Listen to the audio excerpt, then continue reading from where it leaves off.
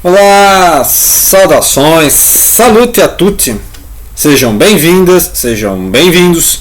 Sou Leonardo Magalhães, escritor, crítico literário, bacharel em letras, servidor público, e este canal é para falar de dicas de leitura, crítica literária e as minhas opiniões sobre os livros, né? Então, assim, vamos fazer hoje um vídeo de dicas de leitura, lista de livros, 5 livros ou mais, né? Eu vou lembrando aqui, 5 livros ou mais, não tem todos aqui, mas vou lembrar deles aqui.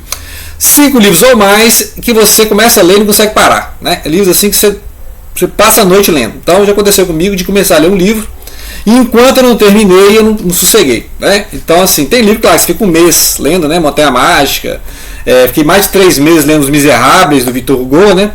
Tem livro assim que você demora, né? Você fica um mês todo lendo, né? Aí você vai lendo capítulo, aí você deixa uma semana de ler, né? Porque a história também, a história demora, mas tem aquelas histórias que vai te puxando e você, o que vai acontecer, né? Então tem livros longos também que acontece se você não consegue ler todos, tipo Dorian Gray, né? O Retrato de Dorian Gray do Oscar Wilde é um livro que eu sempre queria saber o que está acontecendo, só que acho que eu demorei mais de uma semana, né, para ler. Então não é um livro assim que eu não larguei, né? Mas tem livros assim que eu fiquei à noite lendo, né? Então esses livros eu vou falando, tá? Livros que você não consegue largar, né?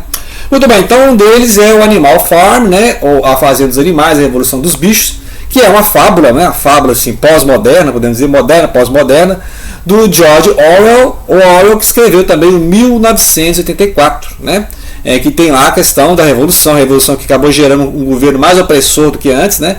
Lembrar que o George Orwell era mais um anarquista que um comunista, ele lutou na Guerra Civil Espanhola, e esse livro aqui é uma crítica, assim como o outro, né, o 1984, que é uma distopia, é uma crítica ao stalinismo, né? Então ele faz uma crítica a essa questão do Estado forte, ele que era mais para o anarquismo, né?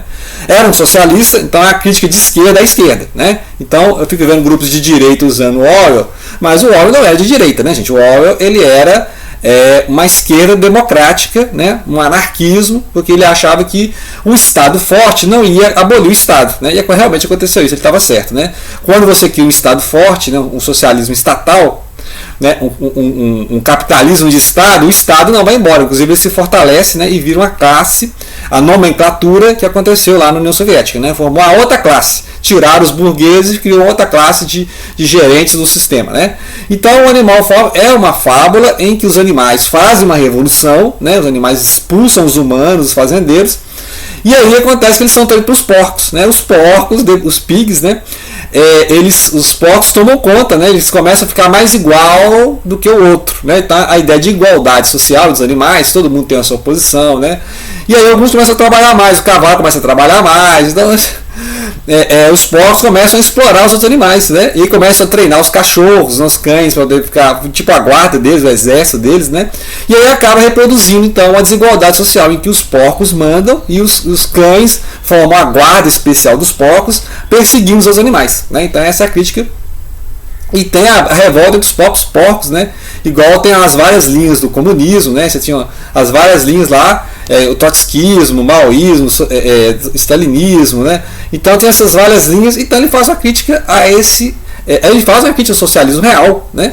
O socialismo que aconteceu, mas o Orwell não deixou de ser socialista, né? Então a crítica dele lutou na guerra, mas o socialismo tem que ser democrático, né? Então o socialismo não pode ser uma coisa de cima para baixo, tem que ser uma questão popular, uma organização popular. Então ele vai, né? Você vai entender a fábula, que é a ironia, e inclusive inspirou um disco de progressivo, rock progressivo do Pink Floyd, The Animals, né? Que aí acontece, aí tem lá as faixas dedicadas aos porcos, né? Às ovelhas, né? Aos cães, então é interessantíssimo. Outro livro que eu não consegui deixar de parar de ler, né, é o Processo do Franz Kafka, né? Alguém caluniou o Joseph K. E aí você fica correndo o livro todo, assim, né? Eu li em questão de um dia para o outro, assim, né? No desespero, que ele causa desespero, porque assim, caluniaram o cara, ele não fez nada. Ele começa a se sentir culpado, porque todo mundo fala que ele é culpado, né? Todo mundo começa a desconfiar dele, esse cara está sendo perseguido. E quanto mais ele tenta saber sobre o processo, mais fala, olha, então, né? Ele é desestimulado o tempo todo, ele não mexa com isso. E quanto mais ele quer saber do processo, mais ele se complica, mais ele se perde nas burocracias do sistema. Então ele vai lá no juiz, tenta subornar o juiz, tenta conversar com o juiz, tenta conhecer as camareiras do juiz, as faxineiras, as criadas, tenta encontrar os meandros da justiça, e o negócio é sempre complicado, as sessões lá do tribunal são completamente surreais, né? Então, assim, é o mundo do Kafka, aquele mundo labiríntico, né? Aquele mundo assim, burocrático, em que esse cidadão, que ninguém sabe o que ele fez, né? Cada um fala que ele fez uma coisa, e aí ele começa a sentir culpado porque as pessoas falam que ele é culpado. Então alguém fala para você é culpado, mas por que eu sou culpado? Então ele vai internalizando essa culpa e ele nunca explica, né? Nunca explica, porque você já sabe, na primeira frase do livro já sabe que é uma calúnia, né? Primeiro já fala aqui, né? Na primeira frase do livro já é essas, né? As frases do Kafka são pagáveis, né? Alguém certamente havia caluniado Joseph K, pois uma manhã ele foi detido sem ter feito mal algum. Então já falou que ele não fez nada, né? Então o cara tá lá tomando café da manhã, um desjejum, né? E chega os guardas, você tá preso, tal, né? Tudo que você falar vai ser pior, né? Então aceite a lei e tem um processo em seu nome, você tem que responder esse processo, e aí ele vai, o que aconteceu, o que eu fiz, né? Então essa questão da culpa, né? É igual o crime e castigo, né? Mas o crime e castigo, a gente sabe que o Raskolnikov, né? Lá no livro do Dostoiévski, né? Literatura russa, a gente sabe que o Raskolnikov ele fez o crime, né? Duplo homicídio e tal, e aí ele vai pagar, né? Mentalmente, socialmente, psicologicamente por esse crime, né? É o crime e castigo. Teve o crime e o castigo. Aqui a gente não sabe qual é o crime o que aconteceu. Ele roubou o dinheiro do banco, ele traficou alguma coisa, ele importunou alguma mulher, o que ele fez? Né? Ele simplesmente é processado, né? Então o processo é um valor em si, o processo é um processo em si, né? Não há uma, né? Alguma denúncia causa um processo, uma denúncia causa um processo, é tipo isso, né? Um outro livro que eu indicaria que não tenho em mãos é o Apanhador no Campo de Centeio, né? The Catcher in the Rye, que é uma voz, né? o Howard Caulfield, né? É um menino estadunidense lá em Nova York contando as aventuras e desventuras, né? Ele deixa o colégio e sai para as jornadas na noite, criticando a hipocrisia dos pais, a hipocrisia dos professores, a hipocrisia da sociedade. Então ele vai andando pelas ruas, vai para o Central Park, e a narrativa em primeira pessoa do jovem, ele vai sempre falando das coisas. Aí você pensa, né, o que vai acontecer em seguida? Qual que é o objetivo da história? O que tem de novidade? O que vai, né? E aí a voz narrativa que vai te levando para a história, porque é o menino que vai contando as coisas, comentando e tirando sarro, ironizando, né? E aí ele vai fugir de casa, ele vai, né, vai abandonar a família, abandonou o colégio, né? Brigou no colégio, abandonou o colégio, e aí vai visitar um professor, também não dá certo, vai visitar a irmã. Então, assim, é aquela narrativa que vai te conduzindo e você sempre quer saber o que vai acontecer. E a história acontece em poucos dias, né? Uns dias para os outros, assim, no final de semana, se eu não me engano. É uma história que não é longa, né? Um livro que você pode sentar assim, duas tardes, assim, né? Ou 2 manhãs, e aí você lê, né? Agora, teve livro que eu comecei a ler de tarde, passei praticamente à noite, e só consegui no outro dia parar de ler, né? E é um livro extenso, estou falando no outro romance estadunidense, que é o On the Road, né? O Pé na Estrada, do Jack Kerouac. Essa aqui é uma tradução maior, porque ela é baseada no rolo que ele datilografou, né? Então aqui os nomes originais e tal. Mas ali eu li aquela condensada lá do Peninha, né? Do Eduardo Bueno. E aqui essa versão é baseada no rolo mesmo, né? Que ele botou um rolo na máquina e saiu datilografando, né? Então esse rolo é guardado no museu aqui, Jack Kerouac, estadunidense. E ele da geração Beat, né? Geração Beat que tem o Allen Ginsberg, né? Tem o Gary Snyder, tem o Ferlinghetti, né? Lawrence Ferlinghetti, Gregory Corso. Então eu já falei várias vezes no canal aqui sobre literatura Beat, né? O Beatnik no Brasil chama de Beatnik. Mas o Beatnik é meio ironia com os caras, né? Mas se chamavam de Beat, né? Os caras da batida e tal. E aí, On the Road, essas viagens que vão guiar toda a geração lá no final da Segunda Guerra, vai mostrar como é que é a geração do pós-Segunda Guerra Mundial, né? Os Estados Unidos que não teve invasão no seu território, mas o povo foi lá lutar no mundo todo e voltou para casa assim, né? Imagina o estado desse pessoal, né? Muita gente perdeu o pai, né? Então isso é uma coisa assim. E aí eles vão andando pelos Estados Unidos, pegando carona, subindo em trem, né? Os caras sobem em trem, atravessam de um estado para o outro. Os Estados Unidos é imenso, né? Pega o mapinha dos Estados Unidos, vai para os Estados Unidos é imenso. E os caras ficavam pegando carona na estrada, dormindo na estrada, dormindo na estação de trem. Então assim, é uma aventura adolescente, né? E tem vários personagens marcantes aqui, né? Então assim, qualquer coisa que eu falar dá spoiler, então você tem que ler o livro. E é um livro de jornada, assim, tanto geográfica, né? Porque as pessoas conhecem os Estados Unidos, as várias classes sociais, vários lugares. Os Estados Unidos é muito vasto, né? Igual o Brasil tem aqui, tem Pantanal, tem sertão, tem floresta.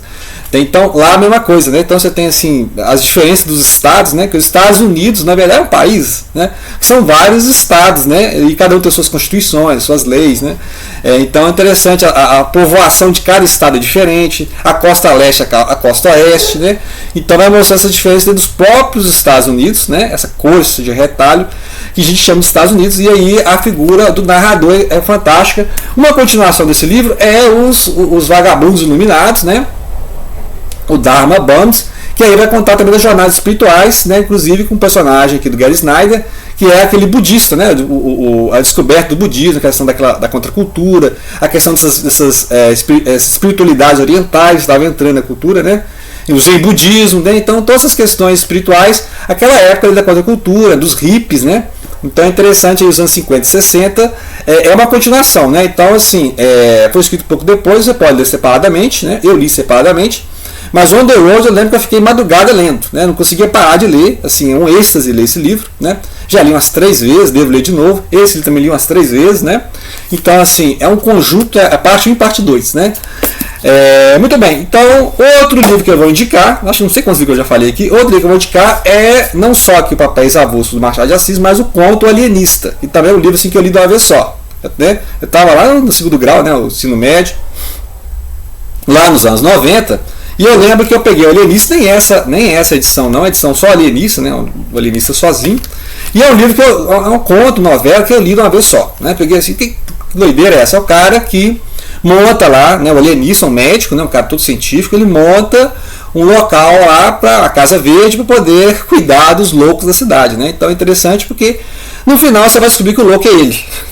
Eu dei spoiler, mas o legal não é, né? Isso, é um andamento da história que é cheio de reviravolta, né? Parece uma parada da Revolução Francesa, né? Que um toma o poder e começa a matar os outros, né? A Revolução Francesa foi isso, né? Tinha um grupo, assumiu o poder, aí traiu o outro grupo e tal, confusão danada, até que os nobres voltaram, né? Brigaram tanto entre eles que acabou que teve Napoleão, a figura napoleônica, aqui também tem uma figura napoleônica. E aí eles se revoltam e aí acaba voltando, né, o poder assim, é uma reviravolta total, né, assim como o Animal Farm é uma paródia, né, da Revolução Russa, né, esse conto alienista tem muita paródia da Revolução Francesa, né, então assim, você pode ver que as coisas assim, os dilemas das revoluções, né, porque como é que você para a revolução? Você começa a revolução, como é que você para? Vamos parar a revolução, só que um grupo começa a revolucionar o outro grupo, né, o problema da revolução são os revolucionários, né. Então, e aí as figuras são impagáveis, o alienista, esse cara que escolhe a mulher por questões anatômicas e tal, tudo racionalista, e ele começa a desconfiar das pessoas. Então, primeiro ele, que é normalidade? O cara é muito normal, ele é louco também, né? Então, o cara é muito normal, o cara é muito certinho, o cara é muito arregrado, esse cara é louco. E chega uma hora que ele começa a prender todo mundo nessa Casa Verde, nesse manicômio lá, sei lá que, né? Esse asilo de loucos, e começa a botar todo mundo lá, e aí o pessoal revolta com ele, né? Que critério, né? E aí, no final, ele libera o povo, sabe? Na verdade, ele vai se estudar. Porque ele na verdade, ele que é meio. Pô, esse cara é meio estranho, né? Ele, o alienista, é que é o cara estranho da história. Então, quem é esse cara que está falando que os outros é louco, né? Quem é que pode falar que o outro é louco? Essa questão de loucura depois vai ser estudada pelo Michel Foucault, né? A questão da loucura, quem determina o que é loucura. E também tem o movimento anti-manicômio, né? Pessoas que defendem que as pessoas não têm que ficar em manicômio, né? Então é interessante isso aí. Essa questão de quem estabelece o que é loucura, normalidade, né? Normal, você é um normalpata, né? Então é interessante essas leituras, que são leituras que você começa a fazer e não para, né? Então, Alienista, que está aqui no Papéis Avulsos, né? Tem vários contos do Machado de Assis. Tem aqui, por exemplo, o Espelho, né? A Teoria do Medalhão, tem vários, né? A Sereníssima República, então tem vários contos aqui impagáveis do grande escritor brasileiro, o Machado de Assis. Ok? Então fica as dicas de livros inlargáveis. Você começa a ler, você não consegue parar, largar o livro. Tá? Grato pela atenção e não deixem de compartilhar.